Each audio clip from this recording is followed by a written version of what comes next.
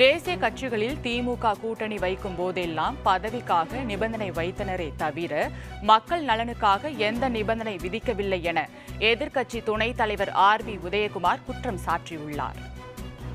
Emergency காலத்தில் சிறையில் ஏற்பட்ட காயம் கூட ஆறாத நிலையில் 1980 சட்டசபை தேர்தலில் திமுக 110, காங்கிரஸ் 110 என காங்கிரசோடு திமுக கூட்டணி அமைத்தது எந்த நிபந்தனைக்காக?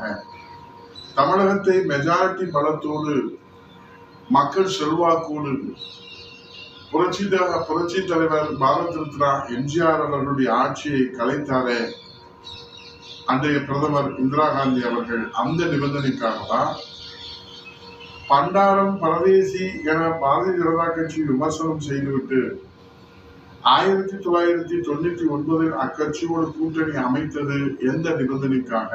இப்படி பதவிக்காக வைத்த நிபந்தனைகளை தவிர திமுக மக்கள் பிரச்சனைக்காக எப்போதாவது கூட்டணியில தேசிய கட்சியில நிபந்தனை விதித்தது உண்டா?